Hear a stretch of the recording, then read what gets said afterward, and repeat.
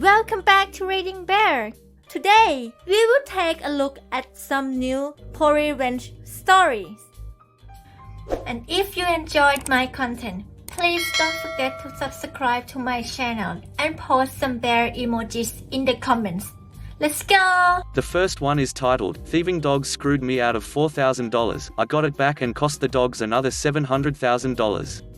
A few months ago, a company, Low Dogs LLC, was required to sell some pretty rare stuff. Low Dogs was very cozy with another company, Morality Limited, that wanted the stuff, but the industry we're in is highly regulated and so Low Dogs couldn't just sell straight to Morality. So to be seen to comply with the regulations, Low Dogs offered to sell the stuff to some other people, me being one. They said that if we wanted the stuff, it was ours, and if we didn't, well then they would sell it to Morality Limited. In that way, they would comply with the regulations prohibiting direct sale to their buddies at Morality Limited. So I get Low Dogs' offer and you know what, it's actually very well priced. I say thanks, here's my check, and await my stuff. Tick tock, no stuff. Call Low Dogs up and say yo, where's that stuff I bought? And they say oh, we sold it all to Morality for the same price we offered it to you, here's your check back. And so I say, NUHR, and I sue them for a few grand, that being the profit I didn't make by reselling the stuff they didn't deliver. Now Low Dogs could have sorted me out pretty easily. Settle my claim, move on. For reasons known only to them, they didn't. They chose that double dare option, engaged high-flying attorneys, and started fighting hard. Over a few grand. Old fisting donkeys don't bend over when someone tries to screw him, so all that did was provide further encouragement. I spent several weeks and several $1,000s putting together a detailed dossier on everything that had happened, then sent it to Low Dogs and said, we can do this the easy way, sort this out, or the hard way, I'll provide this to the regulators. They said, you'll never bother, go away. Okay kids, whatever you think. So off it went to the regulator.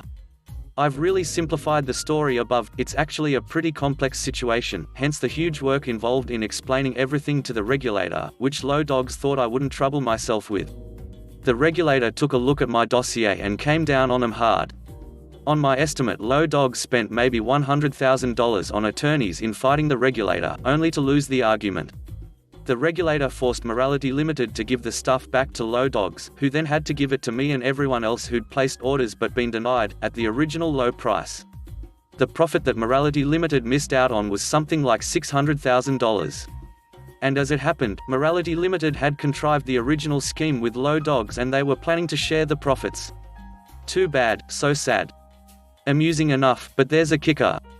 Turns out the stock controller at Low Dogs, who was a butthole to me when I complained that I hadn't received my order, hadn't actually passed everything on to Morality. He'd kept some for himself, and sold it for a neat profit of about $20,000. When the regulator was investigating what had happened, that fact came out, and Low Dogs weren't happy. They were so unhappy, in fact, that the stock controller was promptly sacked from his $200,000 per anno job. Unlucky. The next one is titled, This Mother Was Quiet, Reserved, and Knew When to Employ Tactics Used in the Scarlet Letter. Not me but my mum. When I was 9, I'm 26 now, my parents went through a really rough divorce. Long story short, my dad had a very public and long-term affair with a prominent public figure in our area, we'll call her Debbie. Naturally, my mother was humiliated, but back then she was quite meek, unassuming, and not at all vindictive. She only did one thing to the woman that broke up my family. My mum is a nurse and about 6 months after the divorce she was attending a medical conference in our area. As she walks into the room, she saw that one of the panelists was the woman who slept with her husband. Shocked, but always in control, my mother calmly walked to the very front of the room and sat down silently in front of Debbie. Now, Debbie had been a family friend for over a decade, so my mum was intimately familiar with her upbringing and unfortunate issues. Remembering that she was an English Lit major in undergrad, my mum took out a red Sharpie and drew a very large A on the notebook that she brought to the conference. She turned it around and faced it directly at Debbie, never saying a word. Debbie was visibly agitated, and when it came time for her to speak, something amazing happened, she started ticking. You see, my mother also knew Debbie had a condition that when under immense stress, despite significant speech therapy and experience in public speaking, she began to twitch and stutter. She twitched so much it impaired her speech, and she had to rush her portion. When she ended, my mother calmly shut her notebook, smiled at the woman, and walked out of the room. She never spoke a word. That was the last they saw of each other. The next one is titled, Still Presents from Foster Kids? I'll ruin your Christmas. My wife and I once lived in an apartment complex in our first year and a half of marriage. Mail mix-ups were common there, so it was a bi-weekly routine to take a very quick trip to the main office, drop off a mislabeled package, and head home. Jump a year into the future and we have a home and are taking care of foster kids who have just recently entered the system. We desperately want them to have a good Christmas since life has dealt them so many bad hands. Just once I want them to experience a Christmas where they feel more valued than drugs and get more out of the holidays than sexual abuse thanks to their biological family. We ordered the gifts off of a site we used to order more frequently from but haven't ordered gifts from there in a while. We found the perfect gifts. They were on sale, so that allowed us to get more for them and everything was falling right into place. But then it happened. A day later we checked our email and to our horror, we realized the computer saved our old address, and even though we originally put in the right address, the computer auto-filled the rest of the information. That sent the packages to the old apartment complex.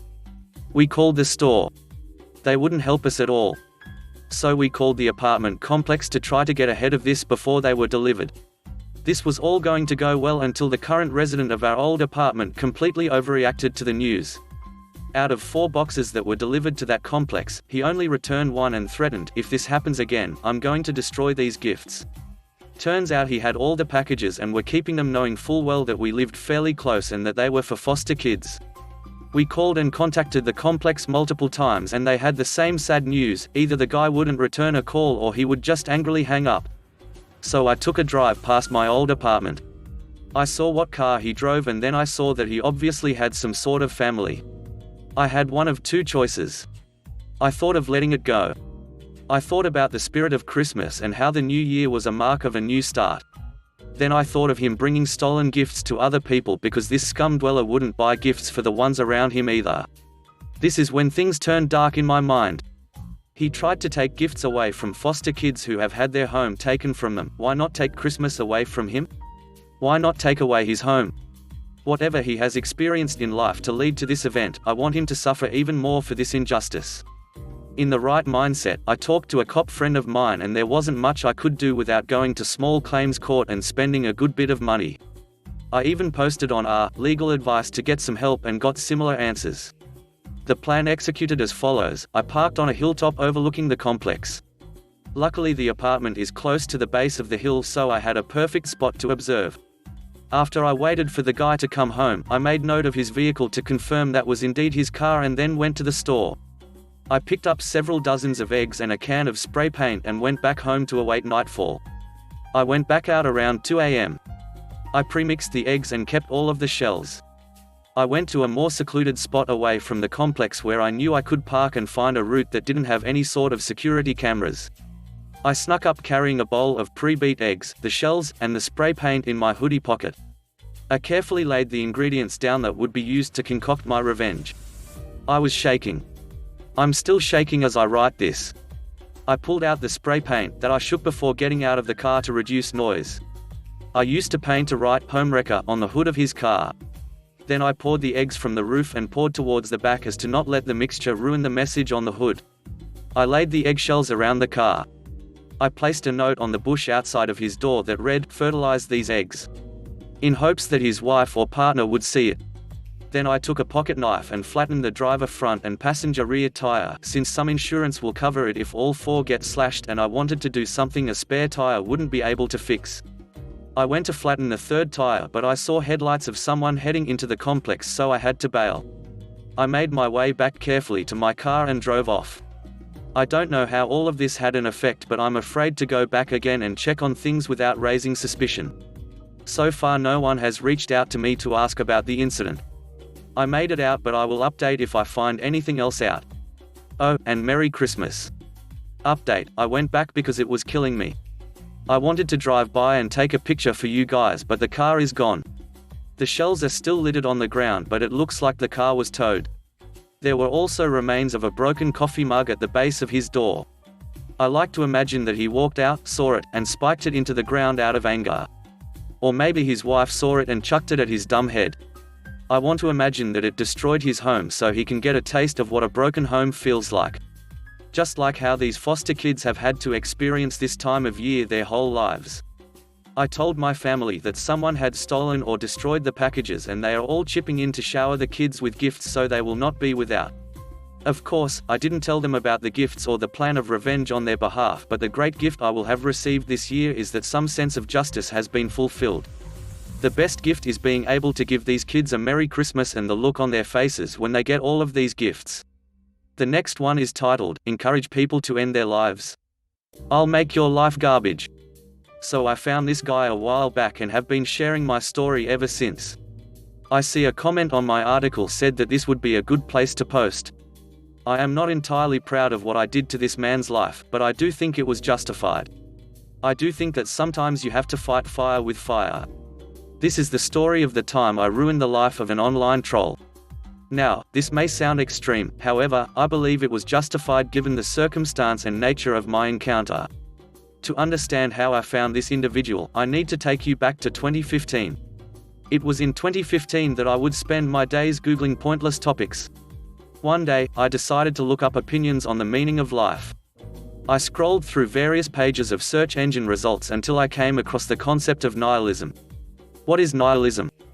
Nihilism interested me because it was unlike any other belief I found on my search for the meaning of life. To put it simply, nihilism is the belief that the world is meaningless. It is a pessimistic approach to life, which suggests that there is no point in life because nothing holds real relevance. Nihilism can make people believe existence does not matter, therefore their actions do not either. Many people view nihilism as a real belief that opposes our human nature to seek significance. I wanted to speak to a real-life nihilist and hear their opinions on life. What I found shocked me. Nihilism explained. Upon discovering nihilism, I joined several Facebook groups surrounding the topic.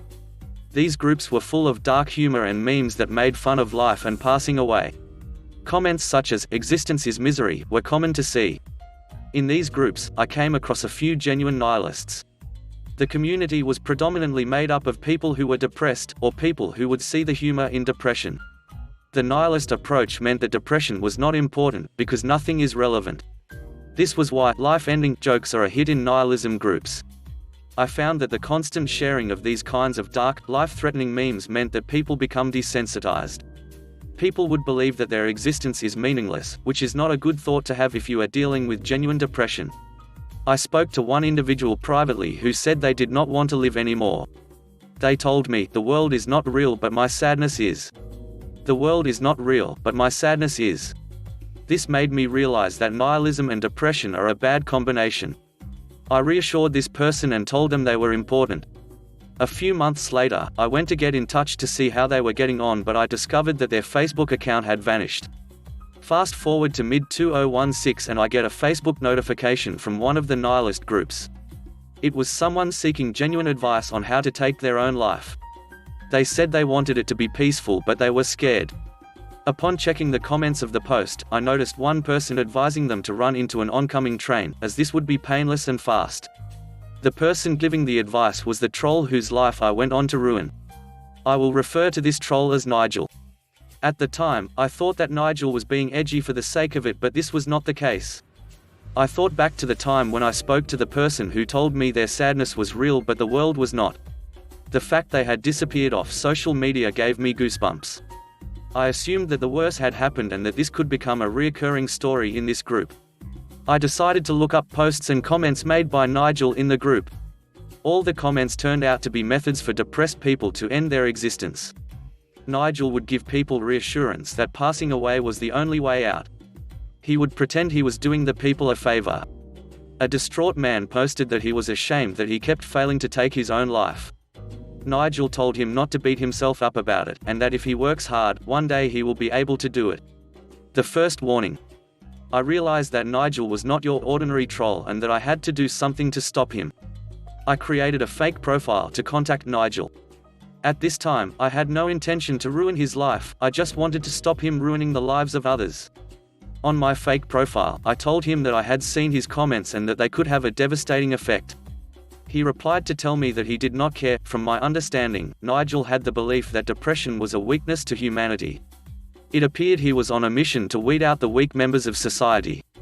It was almost like he got a buzz from it, some weird kick that motivated him to do it that I could not understand. I warned Nigel that if continued, there would repercussions. He told me that he did not care and then blocked my fake profile. I logged into my genuine profile and checked for new posts by Nigel. A day later, I saw that he was back to his old tricks. He was, yet again, giving self-destructive advice to another mentally tortured soul. The second warning. Nigel had made a crucial mistake by not setting his Facebook profile to private. I was able to see every post that he had ever made, as well as the friends that he had. Nigel was a family man and made it clear on Facebook how much his wife meant to him. I decided that I would give Nigel his second warning. This time I would make it more personal. This time I wanted to put the fear into him. Within 10 minutes, I was able to find Nigel's home address. I decided that I would write a letter to his address. This letter was handwritten to add a personal touch. On the envelope, I addressed the letter to his wife's name so that he would not be able to simply brush it under the carpet. The letter read the following: "Your husband continues to encourage self-harm online. He provides methods of taking life for depressed people and he must be stopped. Could you please let him know that this is his final warning? I will be watching." The letter was sent with the intention to make Nigel stop doing what he does.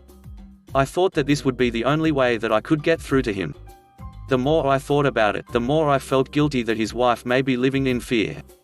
This was something I did not take into consideration initially. My mission to stop Nigel clouded my thought, however, I knew this was necessary for the greater good. The final blow. It had been a month since I wrote the letter and I had not seen a single post from Nigel. I thought maybe I had finally got through to him, but I was wrong. Another month had passed and Nigel was back at it again. I was disappointed, however, I was not prepared to give up. I reached out to the depressed victims to let them know they had my support. Nigel had to pay for his actions, but how? I decided to take a deeper look into Nigel's personal life. His use of the internet meant that his life was essentially an open book. I was stunned when I discovered that he worked at a care home. He was not someone I could trust in society to care for others. I knew I had to deliver the final blow. Nigel's LinkedIn profile revealed that he was a senior member at a care home. This care home was reputable and risked their reputation by hiring him. I dug deep to pull out a barrage of screenshots I had of Nigel's activity online. After some contemplation, I decided that I would get in touch with the care home via their Facebook page. I logged into the fake profile via a proxy and sent the screenshots. I did not believe that he was fit to be trusted with human life. A member of staff replied to say that the case had been handed over to the CEO. Facebook Messenger screenshot. The aftermath. A week later, Nigel was no longer on the company website and had also removed the care home from his LinkedIn page. It was clear that his actions had caused him to lose his job. Nigel's relationship status on Facebook had changed from "in a relationship" to "it's complicated." In almost an instant, he had lost his job and damaged his relationship with his family. Nigel had completely stopped posting on Facebook and eventually shut his Facebook account. This guy's life was turned upside down, and it all stemmed from his actions online. I have comfort in knowing that he will never encourage life-ending methods again. Everybody has their right to an opinion, but nobody has the right to prey on the vulnerable. Do I feel guilty? Of course, but then I remember all of those people that he sought to destroy. This man was in a position of care. What if my actions had saved the life of someone? It is these thoughts that make my guilt fade away. The last one is titled, 2 Milk Notice. When I graduated high school, I got a job at a local Walmart, and despite 3 years' experience at Radio Shack, was assigned to their dairy department. Working dairy at Walmart is probably the worst job I've ever had. When the job goes as planned, you should be spending about half your time throwing milk, and the other half refilling cheese, eggs, yogurt, etc. However, when I got hired, the dairy supervisor, we will call him Bill, was, from what I understand, new and a little off, which caused a lot of people to quit or ask to be moved to other departments. Eventually it got so bad that I was actually the only person in the dairy department besides my manager.